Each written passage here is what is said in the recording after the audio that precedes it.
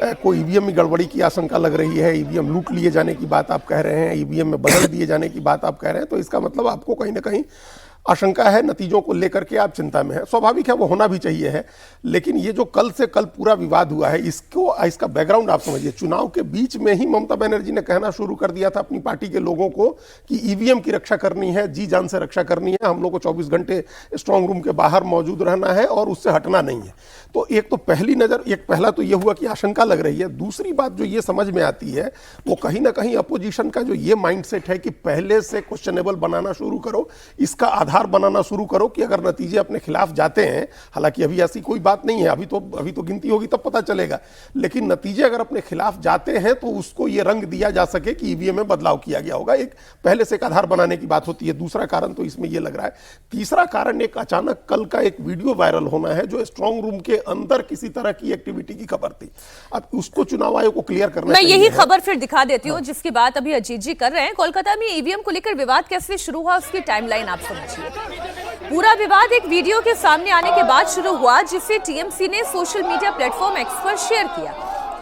TMC का दावा यह है कि वीडियो में चुनाव आयोग के अधिकारी बीजेपी के लोगों के साथ बैलेट बॉक्स खोलने की कोशिश कर रहे हैं।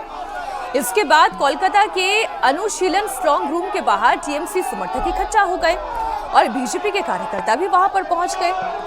टीएमसी उम्मीदवार कुणाल घोष और शशि पांचा खुदीराम अनुशीलन केंद्र पहुंचे और धरने पर बैठ गए। ममता बनर्जी के कार्यकर्ताओं को 24 घंटे स्ट्रांग रूम की निगरानी करने का आदेश जारी हो गया। फिर ममता बनर्जी खुद भवानीपुर के सखावत मेमोरियल स्कूल के स्ट्रांग रूम पहुंच गई और फिर बीजेपी और टीएमसी के कार्यकर्ता आपस में भिड़ गए। ममता बनर्जी करीब 4 घंटे तक स्ट्रांग रूम में बिताने के बाद फिर बाहर आई।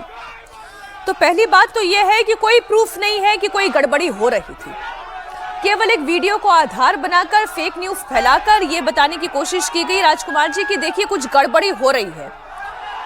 और ये फेक न्यूज बिना ऑथेंटिकेट हुई कोई खबर को एक बार जब आप तो ये तो चुनाव का मौसम है, आप थोड़ा सा भी कुछ एक फुरफुरी भी छोड़ देंगे तो हंगामा खड़ा हो ही जाएगा। वही हंगामे की तस्वीर दिखाई दे रही है।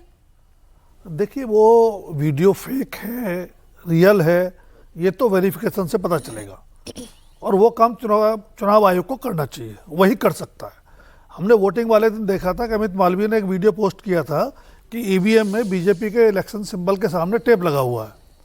उसका वेरिफिकेशन चुनाव आयोग ने किया और कहा कि अगर वेरीफाई हुआ तो रिपोल होगा। इस मामले में चुनाव आयोग को ही वेरिफिकेशन करना था और उन्होंने किया होगा, मान लेते हैं। दूसरा, जब तक वो वेरिफिकेशन नहीं हो जाता और ये खंडन नहीं हो जाता कि फेक है, तब तक टीएमसी का किसी भी पॉलिटिकल पार्टी के वर्कर्स का चिंतित होना स्वाभाविक है। दो चीज़ें हमें बहुत याद रखनी चाहिए पश्चिम बंगाल के चुनाव में जब भी हम चर्चा करें। एक तो हाल फिलहाल जितने हमने चुनाव देखे हैं जी, कुछ सालों की बात कर ले भले ही, तो इतना हाई वोल्टेज इतना हाई टेम्पर का चुनाव नहीं हुआ।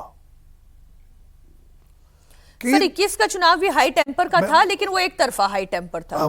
ठीक है, इस बार दोनों तरफ है। अच्छा, दोनों तरफ का मतलब क्या है कि कंटेस्ट बहुत क्लोज है, कोई उसमें हारना नहीं चाहता। तीसरी बात जो मैं कहना चाह रहा हूं कि चुनाव आयोग की अपनी जो साख है वो भी कहीं ना कहीं दांव पर है। शांतिपूर्ण करा पाते हैं, पहली चुनौती। लग रहा है कि मतदान में वो सफल भी रहे।